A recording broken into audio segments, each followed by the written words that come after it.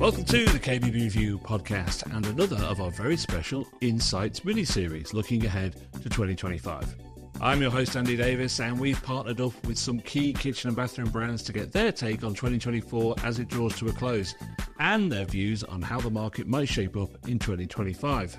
Where are the opportunities? Where is the growth? Where might be the pitfalls? And where is the focus for them?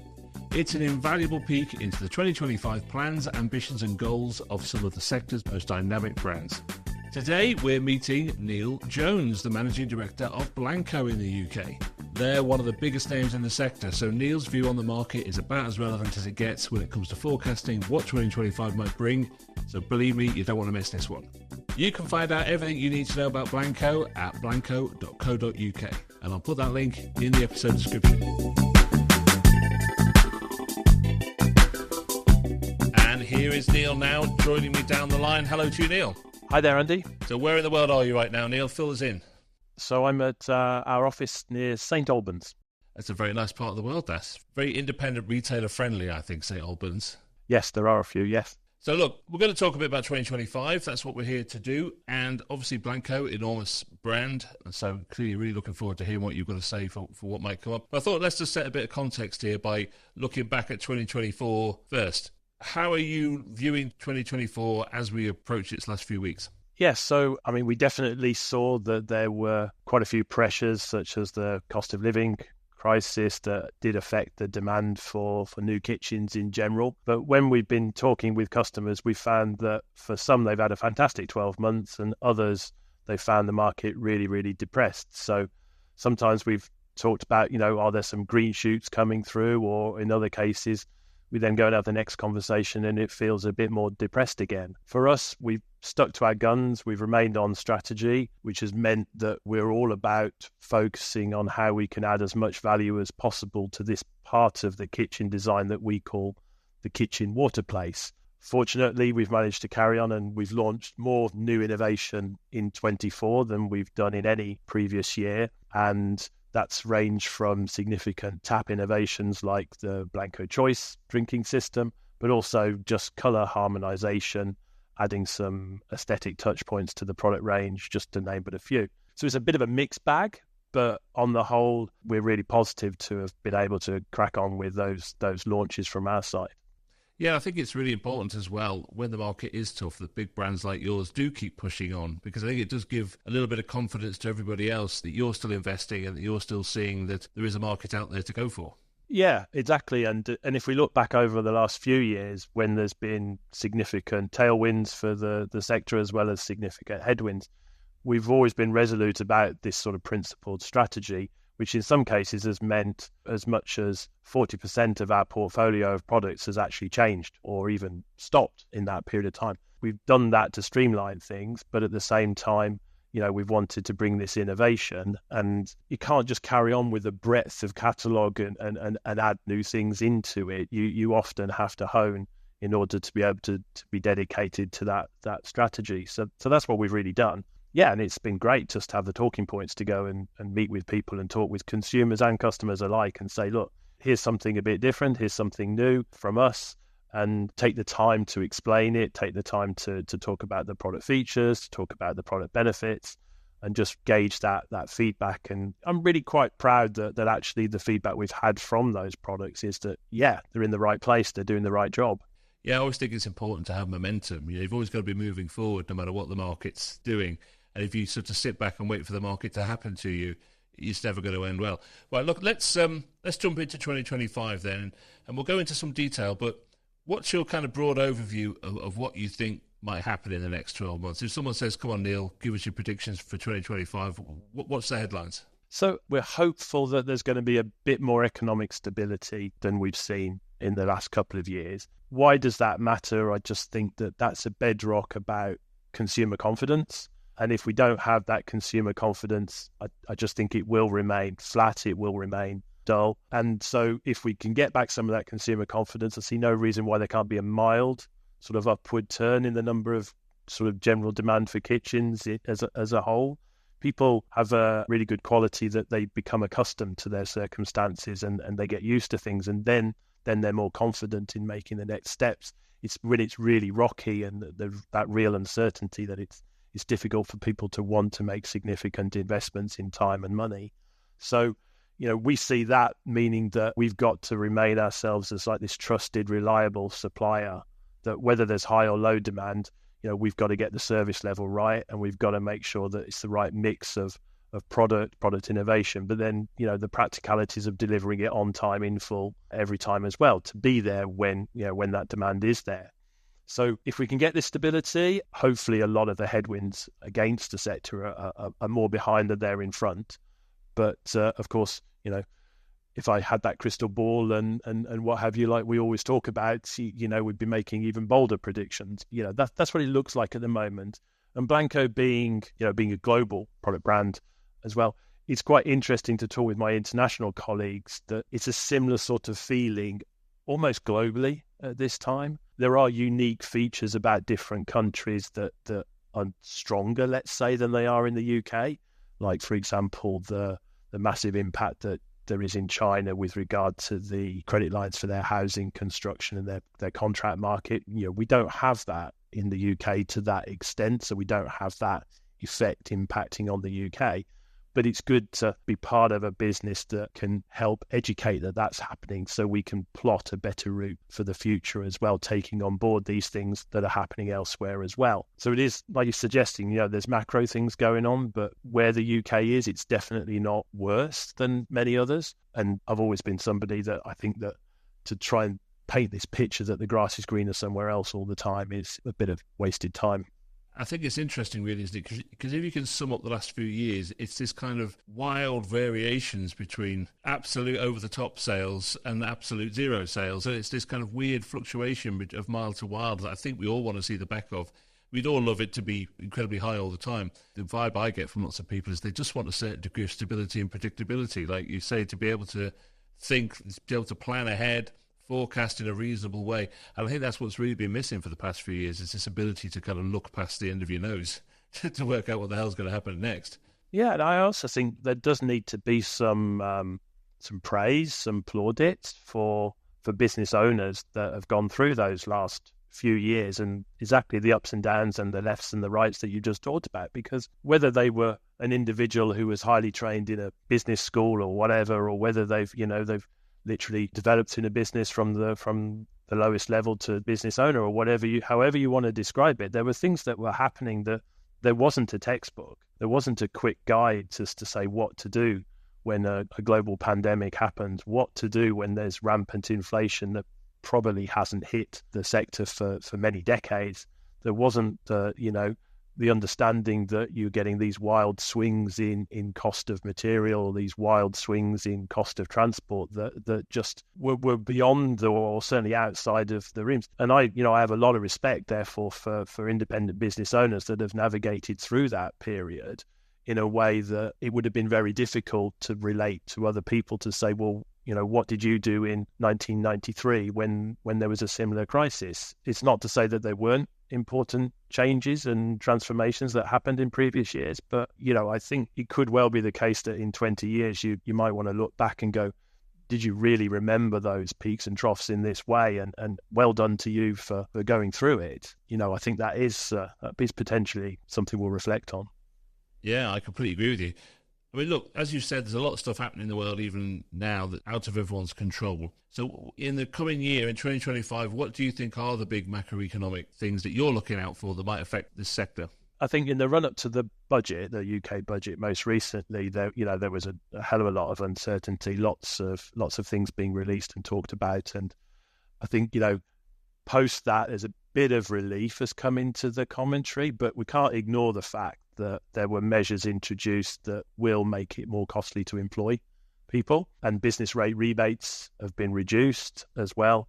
And so they're noticeable changes when you go into 25, when they will hit as such. The other macro thing that I probably would say I think we were expecting a bit more about was some stimulus to really accelerate the house building program in the UK. It was trailed within the Labour manifesto that there would be more emphasis on this, and I sort of felt it was sort of noticeably missing from the budget commentary. And so those to me are macro things. There's very little Blanco can do about any of those particular dynamics, and I'd probably say the same for the independent retailers as well. So you've got those things that are coming through. The constant, though, still is that new kitchens are considered to be one of the most desirable areas for home improvement. That hasn't changed even through all of these ups and downs we've just talked about. There's such a big investment that you make that if you don't have that economic stability, then it's unlikely you're going to see an increase in the velocity of house sale and repurchase and that things. And if you don't have the economic stability, you won't find the investment into quality and trusted brands. You're likely to have knee-jerk reactions and much more tactical stuff going on. So again, thinking about the big picture, we're glad that there weren't further changes that dampen that consumer confidence. But at the same time, there wasn't this enormous stimulus that really feels like it would have put the kitchen and bathroom sector front and center. So it's a sort of a mixed bag, but definitely could have been a lot worse. I think those are macro things that we'll see people talking about. Yeah, and I think it's going to be really interesting to see how those things play out, because I think a lot of that was designed for long-term stimulus rather than short to medium-term stimulus. So we'll have to see what happens with that. Let's focus in on Blanco a little bit about what your plans are for 2025. What sort of strategies can you tell us about? Where do you think the opportunities are for you and your brand? Yeah, so 2025 is a real marker year for us, because it's actually our 100th anniversary as a business, as a brand. So, of course, that means there will be some celebrations had, and we'll be looking to involve customers and businesses involved in those proceedings. Absolutely. So we're looking forward to things like that. We've already got loaded in the pipeline is further innovation. So we will have some significant product launches in 25. We're probably about 3 months off being able to pull the curtain back on some of those things. They're all going to be about enhancing the kitchen water place. So we're sticking to the strategy, and this is where they'll be. A theme that will come out through this, though, is we recognize that, we have this potential for a much stronger portfolio of products, and customers really want to personalize their kitchens. And so along with having this product portfolio of innovation, we need to make it as easy as possible for retailers and consumers to be able to select what's the personal combination that they really want to have for their project, for their kitchen, etc. So that means you're going to see significant changes in the way we communicate through catalogs, through brand exposure, etc., to try and focus in on this, best quality products for the best value. And, we're going to do this, continue with a nationwide sales team. We're going to have the day-to-day contact put in place. We're not losing sight of the effort that's required at ground level to make sure this comes off. So celebratory year, excellent innovation that we're really chuffed to see, and trying to constantly look at improving the communication to make it possible to have a personalized kitchen water place as good as a customer needs. And that's really interesting. I can't wait to see that, because I always think it's so interesting when you get a brand that's been around for 100 years, they're still trying to push the boundaries a little bit, still trying to innovate what is a very well-established sector. I think that's the bit that's interesting for me, is when people are really pushing the boundaries a little bit, particularly if they are big brands that have the kind of R&D oomph to make these things happen. From a kitchen industry perspective then, we come out a little bit, what do you think it collectively needs to focus on in 2025? What are the issues that you think the kitchen industry needs to work on that we should all talk about a bit more? It's a really interesting topic, and having only really been involved with Blanco for less than 3 years, I still think I'm a newcomer to some of the dynamics, etc. But what I would probably talk to is getting the right mix between this real consumer drive for personalization, the fact that it is a complex project that any independent kitchen designer, retailer is involved in, meeting the needs of that particular set of circumstances, dimensions, desires, and all of those things is all a melting pot that comes together. So it's not lost on us at all of how complicated that is. And I just see that our little contribution to that overall piece is to try and make sure we can offer the ability to have as much value, much importance to the kitchen water place as can be achieved. Now, we understand that it isn't necessarily going to be the first thing that's designed into each kitchen, our part of the kitchen. But at the same time, we've got a mountain now of consumer research and evidence that says it happens to be the part of the kitchen that the user will spend the most time at. So the well-cited figure that you'll see around is, you're spending 60% of your time in this location. So I think there's a part to say that although it's so important to get the overall aesthetic correct, it's so important to meet the customer's desires in the design and what have you.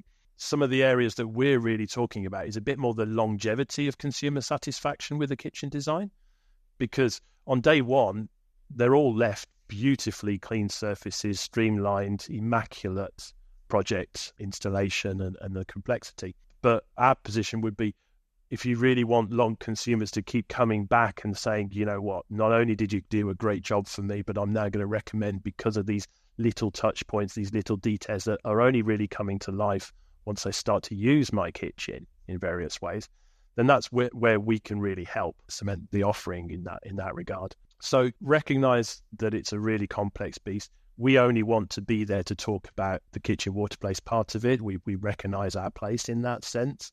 We need to make sure we can offer a variety of things. So it's, good, better, best, if you want a simplified categorization to it. And we would love to support the retailers in talking about this part of the offering. And that means, in some cases, we're talking with customers where we're almost providing like a design partner service to them, because we can look at their CAD designs for a kitchen and we can say, well, if you don't want to go through our 1,000 pages of our catalogue and find the perfect combination, well, let us consult, let us offer you some suggestions. That doesn't take anything away from the ability of the kitchen designer to really meet the customer's needs at all. It's just about offering a service of efficiency in that regard. And you can take that down the road of coding, product coding. You can take that down the road of quick fire combinations that help achieve a goal and things like that. But that's where we would dearly want to step up to the plate and help. That's so interesting, because I think technology has reached a point where big manufacturers could have enormous ranges of choice after choice after choice, which is fantastic for designers and consumers. But there has to be this element of curation about things. You have to have this idea that you can assist people to narrow it down. Otherwise, it's just this big, long, as you say, an enormous catalogue or a big website of sinks and taps, and you never know really where to start. And I think that's a really important service that the brands like yours can offer. Look, let's sort of round this up a little bit by talking about what you want to do in 2025, because I'm sure you're well into planning for it. For Blanco, what's your New Year's resolutions? What's on your list of things that you want to get done in 2025? Yeah, so really good question. So we absolutely have to keep raising the profile of the kitchen water place. It's what I've talked about. So that's our day-to-day mantra, day-to-day mission, everything you talk about. We talk about how to achieve this through something that it's called the Blanco unit, and that's just really a shorthand for connecting these various products in the kitchen water place in one go. So we do have this huge opportunity to really start turning that more and more into a commercial offering, because we've got more and more components now that fitted, which means ultimately you end up with the best solution for drinking, preparing food, and cleaning and organisation in one space. So that's it. I also want to be able to talk about this offering from multiple angles. We want to talk about it from a consumer point of view, because it's a uniquely integrated solution. Sounds really technical, but basically that means the parts of it aesthetically go together well. We color match, we color harmonize. Touch points on the tap will match touch points on the sink, even to the extent of radius of the sink being similar to the radius of curvature on some of the design points on the tap. Things like that, they fully go together in a way that's not been done before. And then functionally, I'll give you one very small example just to bring it to life. We have a product called the Auger Shelf, and it fits in the cupboard beneath the sink into the space that normally, if you open the door, you would see the side of a sink. Now, it's both an aesthetically more pleasing thing to do, but it has a practical purpose, because you can put, a cleaning cloth or some washing up liquid or something into this tray that sits there. Now, it's the combination of the things that make it work for a consumer point of view. Now, from the other angle we want to talk about is from a retailer's point of view, and it's much more about convenience then. It's convenience of one supplier that can deliver all of the components in one go, in time, on full. But going further than that, it's providing products that also will be quicker to install, and in many cases require less technical knowledge in order to do that. So we think it's coming at it from multiple angles. So on the to-do list is the ability to be able to make sure those messages about what we have will cut through to the retailers, to the designers, to the people who are important for the other aspects of the project. So they're definitely on the to-do list. That's about understanding your customer, isn't it? That's about understanding what these retailers are looking for. They want something stylish and well designed, but they want to be able to get it in and not cause them any grief. And I think that's a really important balance that guys like you can strike. All right, that's your New Year's resolutions. What about your retailer customers then? What New Year's resolutions do you think they should be making for their businesses? So I always want to stop short of telling any customer exactly what to do and what they do, because I just think we recognise that our place in the ecosystem of it, and we should really concentrate on making sure we do that. If a retailer could offer us some of their time more, I'll give you an example. We have a beautiful experience centre. It is here just south of St Albans. We've entertained hundreds of end consumers in it since the refurbishment about 12 months ago now. And if they could spare some time just to come and visit, just come and talk with us about it. We don't sell to the public. That's not our place. We are only offering a consultative service from this location. But to see how the consumers interact with a complete kitchen water place in comparison with a customer journey when they think they're choosing a sink, or they think they're choosing a tap, or they think they're looking at a bin, it's wonderful to see it all come together. And it's easy for me to say, you'd expect me to say this, but I can back it up with the evidence from the consumers who come here. Everybody leaves with a bigger shopping list than their expectation when they came here. So if we could put somewhere onto their New Year's resolutions that people were prepared to just spend 20 minutes, no more than that, and if I could pick up the showroom and take it to every retailer, I promise I would do that. And so, we can take images and we can talk about it and we will keep doing those things, but that would be wonderful to have that time. And we learn from it as well. Yeah, and it sounds like a fantastic experience to go and have. I think open mind is the message that comes through there, is let's try new things all together. Okay, but I think, look, there's some interesting stuff in here, Neal. I think some fascinating things that you brought up, but I think there's only really one question that we really want to know the answer to here. And it's really, quite frankly, the only reason we're here. Neal Jones, head of Blanco here in the UK. When you were a kid, what was your best ever Christmas present? Oh, blimey. I think if you spoke to my family now, first thing they would probably say is, when it comes to Christmas, have I ever stopped being a kid? The things I can remember ripping open the wrapping paper, they probably would have been, I don't know, Space Lego or something like that. Man, Space Lego. Yeah. I could talk about Lego from a business point of view. I can talk about Lego from a childhood dream point of view. And then I just practically lose yourself in a bucket of bricks and make something, take it apart, make something else. That is a very good choice. And you know what? I haven't thought about Space Lego in about 40 years. So I'm with you on that, sir. I'm absolutely with you on Space Lego. Neal, thank you so much for your time. Like I said at the beginning there, Blanco's it is such a huge brand and such a big part of this market. To get your insight on what 25 might bring is absolutely invaluable. So thank you again. Merry Christmas and a Happy New Year. Merry Christmas to you too.